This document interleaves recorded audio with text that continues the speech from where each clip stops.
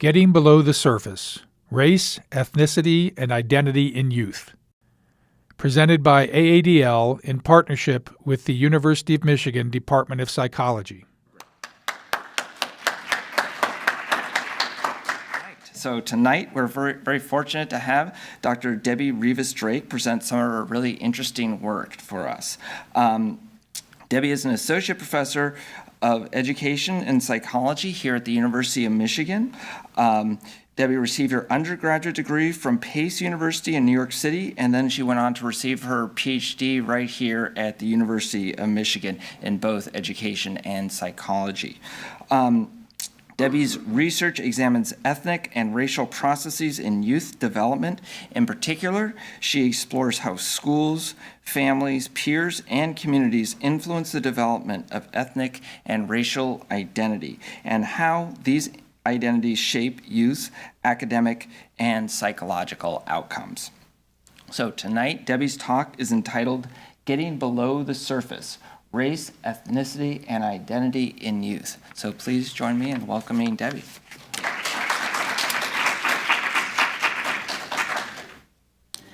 Thanks, Chris, and thanks everyone for joining me tonight to talk a little bit about these issues. I'm really pleased to be able to share some of the research that I've been doing with my colleagues and my students, as well as some ideas and thoughts that really have been ones that I've been thinking about, along with my colleague, Adriano Manu-Taylor, that we have put into a book. So a lot of this is really going to be reflective of a bigger conversation and a bigger kind of set of ideas that we've been thinking about. And along the way, I will point out a couple of places where it reflects my specific research. So as Chris said, the title of my talk is Getting Below the Surface: Race, Ethnicity, and Identity in Youth. I'm going to walk through a little bit of the background for why I think this is an important topic, thinking about, sort of what it means to learn about race or learn race in the context of the United States. And then we're going to walk through a little bit about what we mean when we say ethnic racial identity or ethnic identity racial identity. I'm going to tell you a little bit about what we know about how identity matters for different types of indicators of well-being in adolescence specifically, and then think about how identity, ERI in particular, can be a resource for thinking about how young people interact across difference. And we'll keep moving through and thinking about examples. I'm going to walk through some examples of school, community, and family strategies for taking up these issues, and then wrap up with some takeaways. So we know that the U.S. is changing. Young people in this country are growing up in a social society or social world that is diversifying every day. One of the things that I really like to highlight, and when I talk about these issues, is that as they grow up, they are learning about lots of different things, and race is one of the things that they learn. And so to help kind of frame this and think about this, I like to look at a quote, or I like to present a quote by Dalton Conley, who is a sociologist. He actually studies other kinds of issues, but he wrote a memoir about what it was like to grow up white in a housing project that was predominantly Black and Latino. And he writes from that experience, kind of reflecting on that experience, that learning race is like learning a language. First, we try mouthing all sounds, then we learn which are not sounds and which have meaning to the people around us, and which do have meaning to the people around us. So one of the things that this idea conveys is that, or this quote conveys, is that race is something that we learn along the way. It's socialized. It's not something that we are born knowing everything we need to know about race or thinking about race. And the same is true for ethnicity, I would argue. It's also something that is social in that we learn most significantly from family members and people that we, sort of are close to us. But we also think about these issues, or young people think about these issues, or are exposed to ideas about race due to broader patterns in our society. So one of the patterns that you probably hear a lot about is that youth are actually one of the most diverse segments of our population. So the arrow is actually pointing to our kindergartners. I like to say that The way that the demographic landscape is changing means that kindergartners are growing up in a world that will be unrecognizable to us. Some of the changes are reflected in the demographics. So we know, according to census projections, that the white population is declining relative to other groups. By 2060, we'll have about 57% of the population will be ethnic minorities. And we will become a majority minority nation for the first time around 2043. They keep also, like, the years keep inching up too, so that's relatively recent, but it may be even sooner than that. And so young people or youth today, like my kids who are 6, are going to grow up in a world that, like, by the time they're, let's see, my age, maybe, like, it'll be closer to a plurality. And so that's one of the broader patterns that we're seeing and that youth are experiencing that convey ideas about race and ethnicity, just sort of like demography is changing. But there are, of course, many other messages that youth get. And some of them are reflected in these headlines, which I can pick up my phone and every single day pick out a headline that conveys something about how race operates in the U.S. and specifically what's happening with young people. So here's one about bias that preschool children, and specifically African-American children, are exposed to. Here's one about black hair. This is a famous case. It's from a couple of years ago. I think you all remember. Yes, I'm seeing some head nods. Great. And here's one that I really like, which is actually in the sense that it's a little bit different, in the sense that these teens have taken a cultural rite of passage known as the quinceañera and used it as a form of protest, and could have taken it to protest anti-immigrant sentiment in their Texas city. So I am only showing you examples. These are not meant to be definitive, exhaustive by any means. They're just examples of how young people and issues of race and ethnicity pop up every single day. Of course, these are not even the most significant headlines, potentially, but these are just some. And youth teens are picking up on these broader societal messages. I know in my own research, I've asked teens to tell me a little bit about, or tell us, some of my team is here, so I want to say us, a little bit about how they're thinking about their ethnicity or their race has changed. And over the course of the election year, one student wrote, nothing really happened to me, and it may be characteristically teenage fashion, like nothing really happened to me to make me think differently about my ethnicity, except for Donald Trump calling Mexicans rapists, drug lords, and troublemakers. And she is of Mexican origin. So really, a lot of the societal messages are negative and they're pervasive, but they're not only negative, and we'll talk a little bit about that as we go on. But one of the, messages that I want to make sure is clear is that I would argue that really having opportunities to think through these different kinds of messages that youth get is really important to do now while they're young, not just when they're very young, but even during the teenage years and in adolescence in particular, because these are shaping the views and the worldview that they bring as they grow up.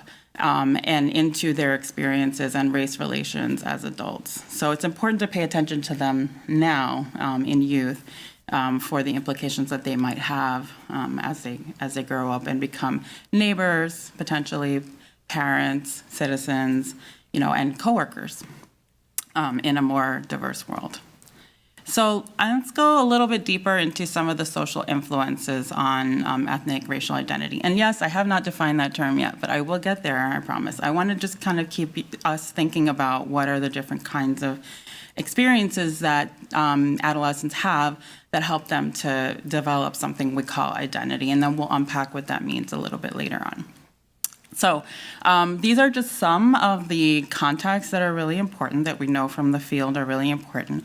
And for each of these, I'm going to give you an example of a kind of strategy, but and so it's actually it illustrates an approach for which there's a lot of literature, a lot of research, but I'm not going to cite all the different studies. So if you have questions about specific things that I'm bringing up, specific issues, strategies, or studies that you would like me to point you to, please let me know afterward, because I'm totally happy to do that and really excited to do that. But I just wanted to sort of get us thinking about the examples like in a more concrete way rather than referring to a finding in a study.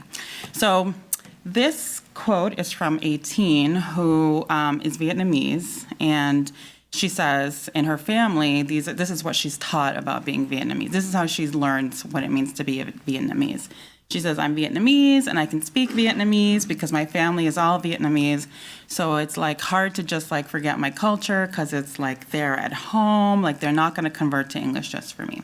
So in this example, we are kind of hearing that, exposure to heritage language is important, part of how she defines being Vietnamese. It's in the family, she's learning about being Vietnamese, and speaking the heritage language is important. She's not going to forget the culture, it's kind of reinforced, and because they're using it all the time. And this is kind of an example of what we call cultural socialization in the field, or ethnic socialization.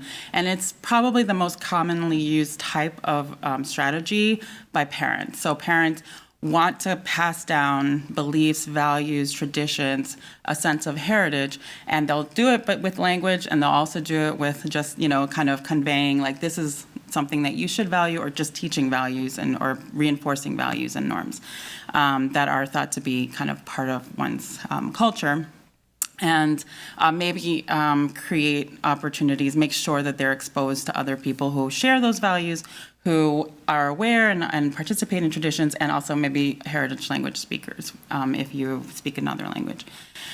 And so that's one way that young people learn about race and ethnicity in the family. Here's another example. This one comes from a Mexican parent, actually, not a teen, a parent who says, this is explaining like what and why she thinks is important why she thinks it's important to teach, and then what she's teaching about their ethnicity. And she writes, I think more than anything instilling in them, she didn't write, she says, I think more than anything instilling in them the pride of being Hispanic, of being Mexican, the respect, the family, to feel proud of being Mexican, because unfortunately racism exists here, and well, to prepare them a little. So there's like a couple of different things going on here. One is kind of a sense of pride and connection to the group, and being Mexican is really important, and she definitely wants her child to have that. And she may be doing that through heritage language exposure. She may be doing that through, just teaching them about what it's like to be, growing up in Mexico or whatever. But at the same time, she's also talking about racism and potential exposure to racism that she thinks her child may encounter. And also she's connecting the cultural socialization, sort of like connecting the idea that knowing something about where you're from, or just having connection to that group can be a little bit protective when you encounter this, or when they encounter this racism, like having not just that kind of sense of what their group is, not be defined just by the racism, but also by the experience, by this sense of pride and something positive. So they're kind of like enmeshed in this. And we call the discussions about racism and teaching about racism in the field preparation for bias. Another really very clear example of preparation for bias happens in many African American homes, and it's referred to as the talk. And this is just an example of many different kinds of discussions that can happen, or conversations, difficult conversations that can happen in families where they understand that their child is likely to be exposed to explicit racism and mistreatment due to being Black. And so this actually is an example of one person's recollection of what the talk was for them. And we actually pulled this from a blog. So this author wrote about the talk in their home. And I think it was like, there was a lot of talk about the talk because there are like commercials that have like alluded to it now. And so we actually see it in mainstream media. We see examples of the talk. In any case, this was the talk for them. They said, for me, it went like this. If you're pulled over in your car, keep your hands on the steering wheel. If your registration is in your glove box, tell the officer that you're going to retrieve it from there and move slowly. If you are stopped by an officer while you're on the street, keep your hands visible. And these are basically strategies to prevent, obviously, the most negative outcome that we could imagine from interacting with law enforcement, knowing that many times those interactions are fraught with bias. And so that's another kind of message, again, that's something we call preparation for bias, and the talk is one example of that. When we talk about teens, of course, the family doesn't lose. I mean, it's very important, but peers become very significant as well in thinking about ethnicity and race. Just like with other aspects of their lives, they pick up a lot from their friends and peers more generally. This quote reflects an experience of neither belonging neither here nor there for the author who wrote a book called Fresh Off the Boat, on which the TV show is based. And I like this example because it shows how, as he writes in this memoir, like his experience of being Chinese was not quite like what his parents was or is, and neither was it like an American white experience. And being American wasn't the American white experience. But he also liked hip hop, so he didn't quite know exactly where he would, what. It didn't feel like many people identified as Chinese and American in the same way that he did. So he says from his peers, he gets the message, all my life people would call me this derogatory term, which I won't repeat. I couldn't listen to hip hop and be myself without people questioning my authenticity. Chinese people questioned my yellowness because I was born in America. Then white people questioned my identity as an American because I was yellow. We can't win. And so that's a very complex set of messages that he received growing up. And there is a lot written about stereotypes of Asian Americans and and acculturation issues in children of immigrants. And so his experience kind of reflects a little bit of the intersection of these.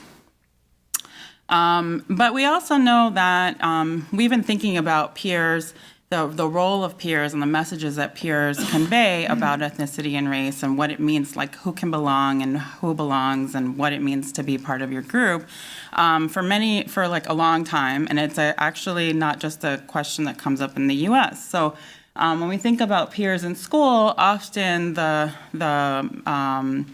frame that, is or like an intuitive way to think about it is the way that Beverly Tatum posed in her classic book, Why Are All the Black Kids Sitting Together in a Cafeteria? And this is actually a study that tried to map cafeteria seating patterns, which I thought was really neat and different. And I'm not going to explain the map, but just know that this is a map of a lunchroom or cafeteria, but it's not actually in the US. So this is actually from the UK, and the question that the authors were posing was about white British children and South Asian kids, and those were the kids that were navigating. Those were the seating patterns and the segregation patterns that they were trying to understand in this study. So, but this is just an example of one way, that we can actually systematically sort of look at what's happening with kids and their peers and race relations in school and what signals that sends about identity issues. We know that peers become really important across adolescence increasingly. Youth draw a lot of information about who they are and where they belong from their peers. We also know that peers are a source of information about, not just you belonging to your in-group and what it means to be part of an in-group, but also how your in-group relates to out-groups or groups other than your own. And also the peer context in a school has its own sort of culture and set of norms around ethnic and racial relations. So how different in-groups and out-groups relate to each other and hierarchies and how permeable different boundaries are. In my research, I've actually looked at, how much young or adolescents are picking up from their friends in particular, which is a kind of a subset of peers. And we find that adolescence identity and different dimensions of that stays similar or becomes even more like that of their friends over time, over the course of like a year. They become more like their friends. So they really are looking to their friends. I mean, we show this in our research for this understanding of who am I and who can I be and where do I belong. But of course, peers are not the only important aspect of schools. We can look at many different aspects to think about what sorts of messages they get about ethnicity and race. We can look, the most basic issue that we can look at is the composition. So, what does it mean to be the only member of your group in a predominantly, in a setting where you're surrounded by people from another group? Going to school in a very diverse environment is actually rare in this country, but that is a different kind of experience. The curriculum that is used in the school, like what kinds of examples are used, and whose history is taught, and how is it taught, and what texts are used, all of that is sending information to kids about signaling, and it's in their environment, kind of conveying, what it means to be part of your ethnic group, or what ethnicity and race is in this society, and whether we talk about it or not. Pedagogy, of course, matters.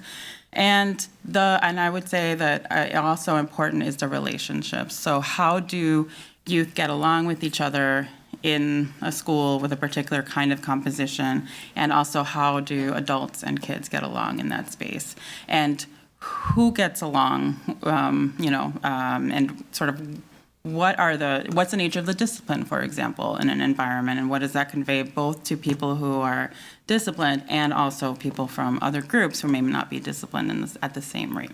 So all of that is happening in the school context. In the community, we see a lot less research. There's been more research on composition of schools and peer relationships and family socialization, but there's been a lot less research, although it certainly matters at this level as well. So the composition of a community would definitely be important.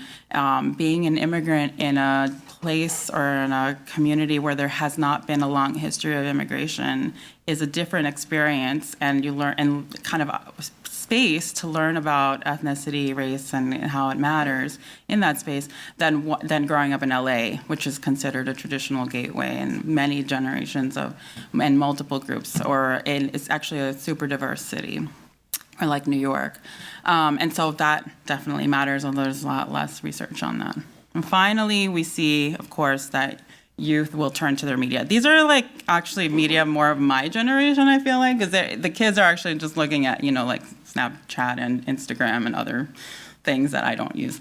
But if they want to think more or learn more, they certainly can go seek it. So media is kind of an interesting context because it's not only something that can, provide information, but it's something that they can seek information from. So what they do with it, or and they can also express themselves in a different way and express their identities in a different way in the media context. Okay, so that's all about the social influences. And now it's time to define a little bit, what do I mean when I say ethnic racial identity? Well, the very first thing I want to say about it is that knowing someone's group membership or the category they belong to me, is not sufficient. It's not sufficient information for knowing what their experience of that group is. And so I'm really interested in that variability and how people who would be considered to be of the same group kind of make sense of that group in different ways. And when we think about these identity questions, there are lots of different concepts and definitions that we can bring to the conversation from the field. But I will say, and they're kind of reflected in this word cloud, but I will say that in the research on adolescence, there's actually two different areas of focus. One is the set of concepts or the aspects of identity that are thought to change over time as youth become more able to reason in more sophisticated ways about ethnicity. So if you think about this, like what a 3-year-old can tell you about their identity or identification is really different than what like a 10-year-old could tell you, and really different from what a 17-year-old could tell you. And between 10 and 17, we would expect more capacity and an increase in kids' ability to construct their own identities and really make sense of these in a way that we think about it as a process. So it's changing over time. They're seeking information potentially or learning more about their heritage. That we call exploration or search. The ability to have a greater sense of clarity is what we refer to as resolution, clarity about what their identity means to them. And their sense of connection and belonging is what we refer to as commitment. So these are 3 different ways to think about the process of identity development. And we can know these things and still not really know. We can know like that they've thought about it. You can know about anyone in this room how much you've thought about it, how clear it is to you, and how much you feel a sense of belonging, and still not really know like what it means to be part of your group, to you. For that, we look at many different aspects of content as well. And these are not necessarily thought to change in the same way as the process aspects, but they're important to think about. So there are many different aspects of content, and actually depending on what discipline you're kind of thinking through about these issues, like this is in no way comprehensive, but these are the ones that I focus on in my work. So when I say content, I mean, how important is it to your sense of self and how you define yourself? That's what we refer to as centrality. How positively or negatively do you feel about your group? That's what we refer to as private regard. And what's your sense of how other people view your group? We refer to that as public regard. So it's a lot of concepts. I'm going to give you some examples. So what does this sound like in real life? Do you want some examples of real life? Yes? Oh, okay. I'm kind of seeing some. I know it's a lot to throw out there at once. These are quotes from 2 different people. I'm going to see if anybody can guess where the second one comes from. So it's obviously someone, famous. But the first one isn't. So the first person says, I think it gives me a feeling of how I know how I got where I am, like how my ancestors got to this country and why and exactly how exactly I am here right now. The second person says, where did I belong? If I had come to understand myself as a Black American and was understood as such, that understanding remained unanchored to place. What I needed was a community, I realized. Community. And so these are both examples of what we would refer to as exploration or search. So they're trying to figure out, the second one's really clear, like about belonging. Where do they belong in the landscape of Black America and what it means to be Black American? The first person says, it's sort of something about their ancestry and their heritage, and it gives them a sense of that.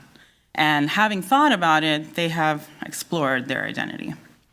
The first quote comes from a white teenager in Phoenix. And the second quote, does anybody have any guesses? Yes, that's right. You're the first person who's ever guessed that actually correctly, which is really interesting. Yeah, it seems obvious, but it's you are literally the first person who's ever guessed that. So thanks. So yes, and that comes from his memoir. And the reason why I use these 2 I could use like many different examples, but these 2 just illustrate that basically, exploration is a universal process. It can apply to any group. Anybody can explore and think about their identity and their ethnicity and their race in particular. Here's a different kind of quote. This is not a famous person. This teenager says, I'm proud to be Mexican, even if white people, some not all, might think we are not as smart or as equal to them. I love my ethnicity. I love the foods, culture, people, and many more things, presumably. Some white people out there want us to go back to our country. I guess they haven't tried our food. I'm proud of my ethnicity, and I wouldn't change. It is the best. So this is actually a teenager. I think she's 15. She's talking about pride and loving her culture and her ethnicity. This is what we call private regard. And that's interspersed in there. What's really interesting about this quote is that she, at the same time, is telling us about her public regard, and it's totally interwoven. So knowing her level of pride in her group does not tell us necessarily what the public, what she thinks other people, how she thinks other people view her group. And here in the blue, you can see that obviously she perceives that other people don't really welcome Mexican. In this society, Mexicans are not really welcome. And so on, okay? And that's her experience of her identity. Knowing that she's Mexican would not tell us any of this, and they certainly wouldn't tell us anything about how much she's thought about her identity and what it means to her, even beyond these concepts. So why do I study ERI? First, it's a lens that I can use, or I and other researchers can use to understand the experience of and responses to what we call cultural stressors. So experiences of dehumanization, marginalization, discrimination, and for immigrants, acculturation stress that might occur as they're learning a new country or their children are adapting to a new environment. And we really think about this ERI as part of a set of assets. And there are many different kinds of assets, but these are a particular kind, which are cultural assets. So along with having community-oriented values, which we think are positive things for kids, and development of a sense of socio-political agency, we know that having a feeling that you either belong to a group and feeling a sense of belonging and having a sense of identity is an important asset for youth. And in thinking about ERI, we think about it as a cultural asset. In adolescence, it's important to think about some socio-emotional needs and development, and identity is one of the very central ones. For a long time, we've theorized that, and it's shown in the literature that, asking, these are not dramatic as it may appear in narratives about adolescence, but this question, they're more able to spend time thinking about questions of who am I and who can I be than children, and to do it in a more sophisticated way. And certainly by the time we're like in my age, when I'm not really hanging out in this emotional space, I try not to be, But adolescence is a key, it's like prime time for thinking about these issues. And adolescence and young adulthood, I think, really are important times. Both are important times. In the context of schools, my colleague Rob Jagers and I have been thinking about how do we think about ERI as a social-emotional competency.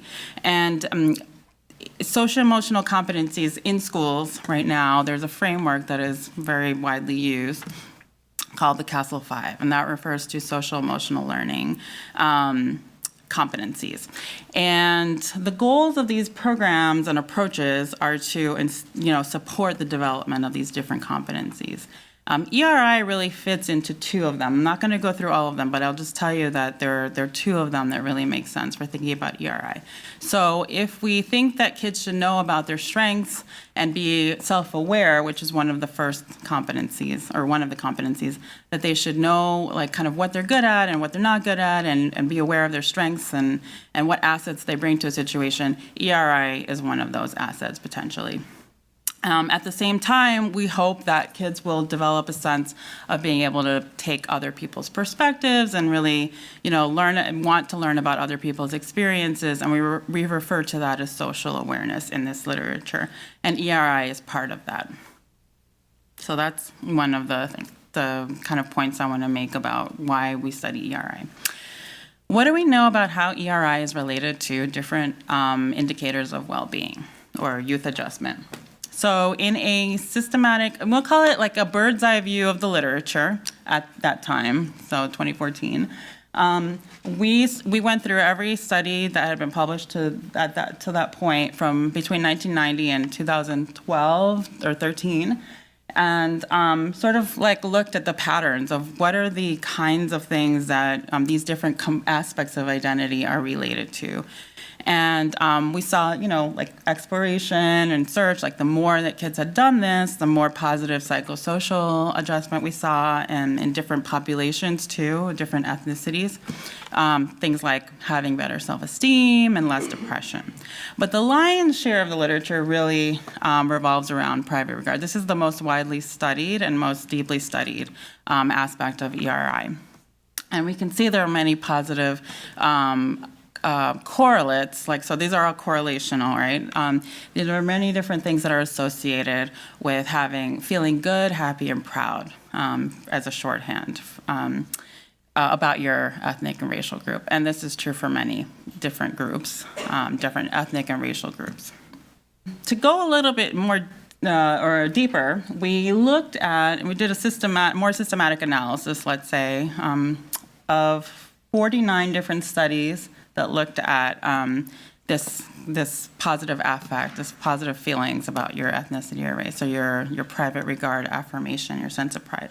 And the arrows point to the strongest correlation, the most, the most, I think, the ones that really stand out to us. And what we see is psychosocial benefits like, less depression or fewer depressive symptoms, and better positive social functioning, which includes things like greater peer acceptance and greater social competence, as well as some benefits in the realm of academics and less inclination to use drugs and, various risk behaviors and attitudes that we would want them to be disinclined to. So that's for this is for 3rd to 12th grade. These studies reflected that age span, mostly middle school and high school age. Again, multiple groups. In another meta-analysis, study of studies, with an older average age, so this included young adults and adults, like in our age group, these authors reported also seeing, positive associations between feeling. Now, this time the study was of that aspect called commitment, which is like that sense of belonging and feeling connected to your group. And people who felt more connected to their ethnic racial group. And this one actually includes, so it's all different age groups. Reported more positive general well-being, better self-esteem, and greater self-mastery, which is something that we think is desirable. And one other interesting thing about this kind of meta-analysis is that they found that the strongest associations, the strongest ones, were in the youth sample. So again, kind of reinforces the idea that adolescence is an important time for thinking about these issues. So that's something, maybe, hopefully I've convinced you that maybe you want to care about this a little bit. But a question that I've been thinking about for the last couple of years, and that I'm increasingly thinking about and trying to figure out is is it possible to use ERI? It's great, for kids adjustment and things like that. It's a resource. It's one of many resources that they can have in their lives.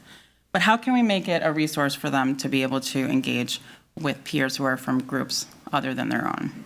Is that possible? Because it seems counterintuitive to sort of support, greater, more involvement and a deeper identity kind of process, and also kind of encourage them to look outside their group and interact with their group. I don't know, maybe it just seemed counterintuitive to me, but at first. But the question that I had was, can we use the identity process as part of a way to help them have better relationships? And in the course of writing a book with my colleague Adriana Manya-Taylor, we discovered that there's actually a lot of evidence for yes. So there's not I wouldn't say there's as much of a history of trying to answer this question as there is just looking at how ERI changes over time and how it's related to different things in adolescence, different aspects of adjustment and well-being. But it's really not out of the realm, and there are actually theories that support this possibility, which is really exciting to me because this is where I'm heading in my work. So some of the things that we learned were that there are some studies that suggest, most of these are correlational, and one of them is prospective, so it's something to think about.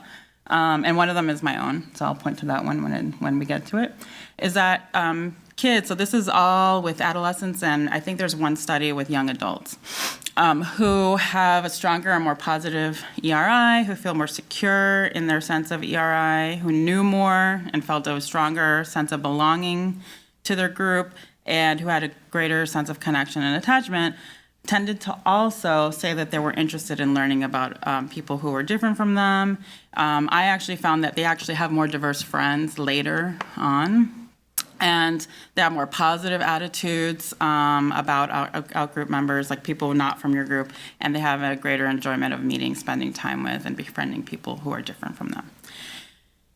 So why might this be? We really were thinking about this, like how, there's one clear path for my colleague and I, because a lot of the literature that we have been engaged with really suggests that kids who are more secure in their sense of self, in terms of their ethnicity and race, might also be more secure in their sense of self in general, and might be therefore more comfortable in spaces that might be just uncomfortable for other people, but not for them. And so one of the pathways is having essentially a greater sense of confidence and self-assuredness in different, diverse kinds of situations, and situations that take them out of their comfort zone.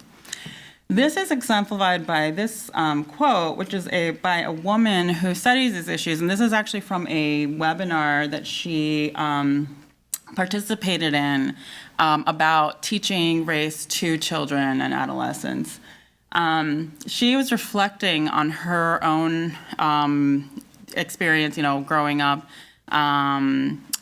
and sort of the messages that she got about being Black and what it was like. And so she says in this webinar, my dad was very intentional about, and it really exemplifies a sense of self-confidence, right, in being in these different types of spaces. So my dad was very intentional about what he wanted us to learn. So I had a strong foundation, a sense of being Black and what it meant and what it should mean. It enabled me to feel more comfortable in my skin anywhere I went, at the Quaker high school I attended or the elite, predominantly white college I went to in the northern corner of Massachusetts. And it enabled me to know I could be or do anything I wanted to be or do.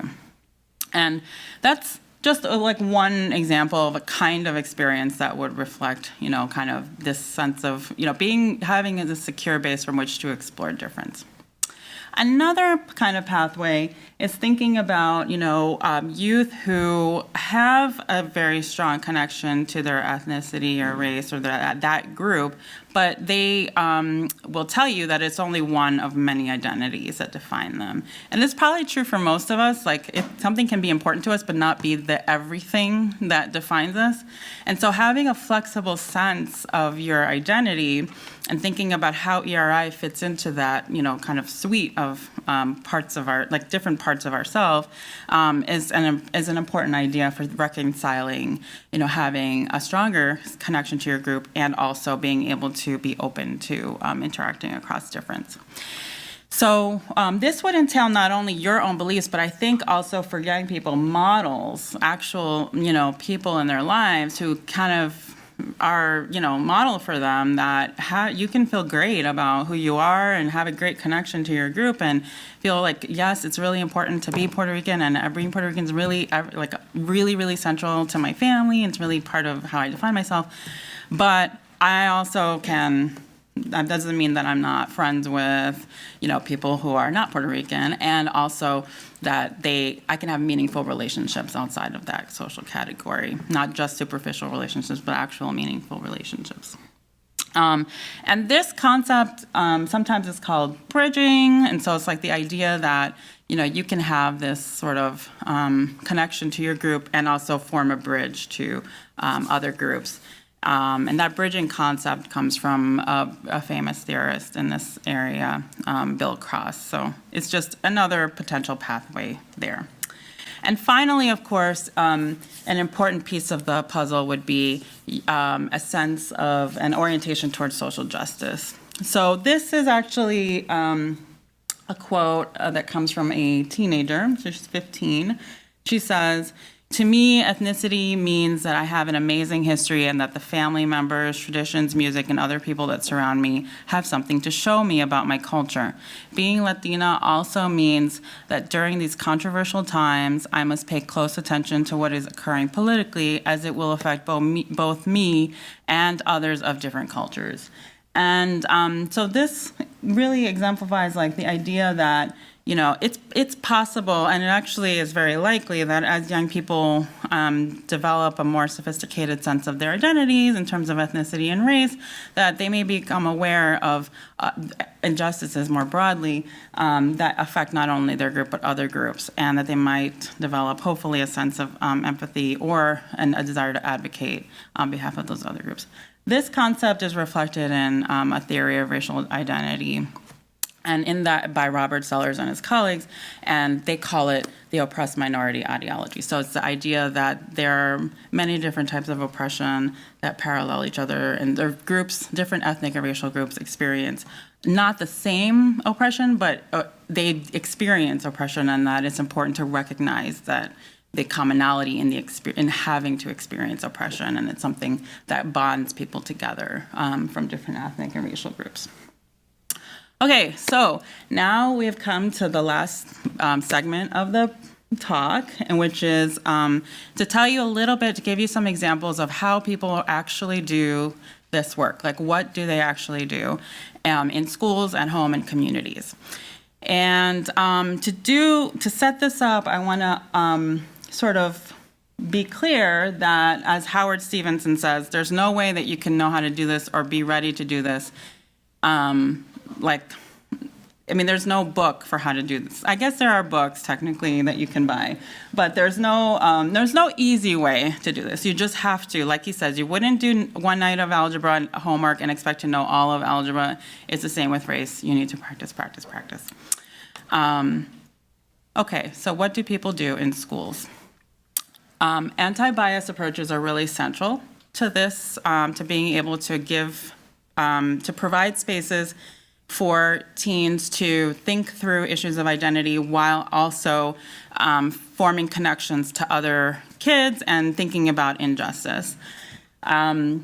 We can see this in curricula that are implemented. So there are actual there are a couple of different ones that I think, like ethnic studies curricula are a good example of how people try to do this. There are two other ones that I think are really interesting that I write about. One is called Perspectives for a Diverse America, and that actually includes standards around different domains. So they have like 4 different domains, and one of them is specifically focused on identity, one's focused on justice, and one's focused on action. And they have all kinds of materials and tools for teachers and staff to use in schools to unpack, so that you can use text. There's like a library of different materials, text, movies, videos, lesson planning tools. It's really, really wonderful and free. And it's like, this is actually developed by Teaching Tolerance, which it may or may not be familiar to you, but it's the educational outreach arm of the Southern Poverty Law Center.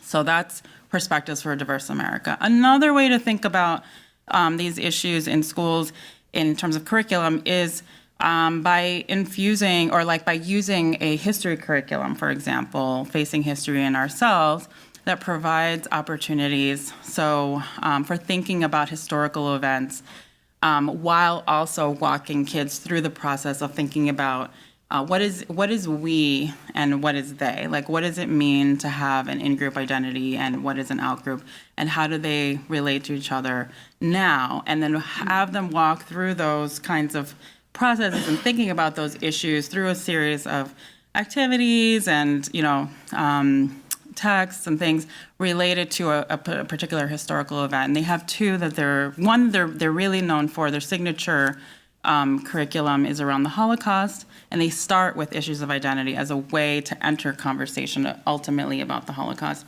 And the other one is about Little Rock. That is also, they start with issues of identity as a way to enter a conversation about that. These are ones that are focused on adolescence.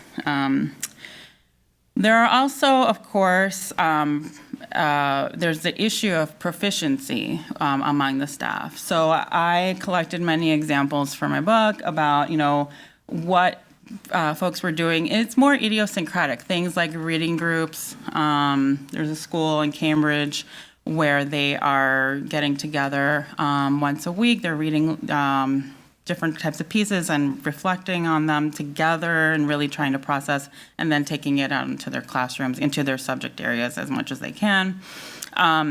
There's also the idea of developing racial literacy, which comes from the work of, this is really an idea put forward by Howard Stevenson, which is learning how to recognize the emotion in racial situations and sort of how do you navigate the emotions that come up, whether it's fear, tension, anxiety, positive emotions even that might happen, and sort of learning how to be aware of that in the moment. And he does some really amazing, excellent, kind of work in that area and teaching teachers how to do that. And of course, issues of cultural competence more generally. In the family, I would advocate to continue anything that you do to teach your kids about heritage issues and connecting to their heritage. And there is another speaker in this series who really brings home the point that, maintaining your heritage language is a really valuable thing for kids. It's valuable cognitively, but it's also valuable, and I would argue, in terms of identity development issues, especially as you move into the teenage years. And really having that sense of connection and sense of being grounded in something, a group and a history is really going to be important. And being able to connect to family members through heritage language would be important. And then I would say that I would advocate for different versions of the talk, or the idea that racism is not just a topic for people who think their kids are going to be exposed to racism, but for everyone to talk about. And so figuring out how can you have these conversations in a way that's sensitive to your own kids, and knowing your own kid, like what does that conversation need to look like, or what are the many different experiences that you need to have with your kid to help them understand how racism operates in our society, and sort of how, what you do know and what you don't know, and being comfortable to kind of like ask questions together and figure out the answers together about things that you don't know. And with that, I would say that this quote really, I think, really exemplifies the idea that, it may be that, if you haven't gone, as she says, you haven't gone to a place of discomfort or worry or guilt, then it hasn't gone deep enough, because there is nothing that is challenging you or challenging your child to get outside of their comfort zone. But of course, only parents really know how to do that in a way that is sensitive to their child, or that like makes sense for the context of their relationship with their child. Being a parent, I'm really sensitive to that too. In the community, there are not as many examples, but there's one really exciting one that draws from the framework of intergroup dialogues at the University of Michigan, which you may be familiar with. It was developed by Pat Gurin, and you're probably familiar with her. She's given one of these talks. And the idea is that youth come together in more homogenous groupings to talk about identity issues and sort of like just things that make us similar, or that we think, or make us similar to each other. And then there's a moment at which it's transition to have intergroup dialogues that are facilitated by a facilitator who's skilled in this. We do these at the college level, and there are people doing them with high school students and in the Detroit area, within the metro area, involving kids from Detroit and kids from the suburbs, which I think is really exciting. And I haven't seen it other than in that context, but I think it's a really potentially interesting model for thinking about dialogues and bringing kids from different groups and different life experiences together. And of course, programs that are more idiosyncratic in the community, but they do have as one of their goals, thinking about issues of identity as a step toward developing agency in terms of socio-political agency. And folks are doing this with teens in community settings around the country, though they are, like I said, it's not like they've been replicated on a large scale.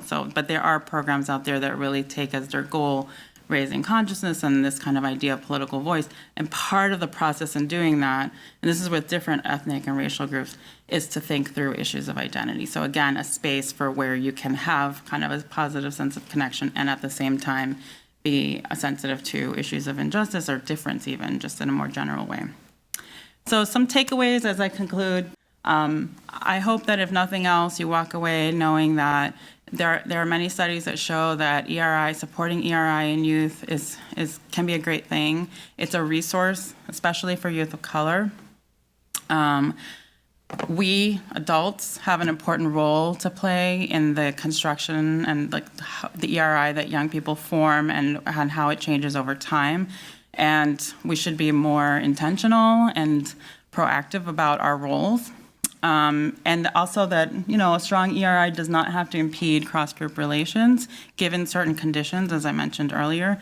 And finally, all of my work and that of many others suggests that colorblindness is not going to be a good approach. If the end goal is to kind of get more meaningful interaction across difference, pretending or stating that you don't see that part of a person or experience means that you're not actually fully capturing the humanity of that person, because for many people, race and their ethnicity is part of their experience that merits like more explicit attention and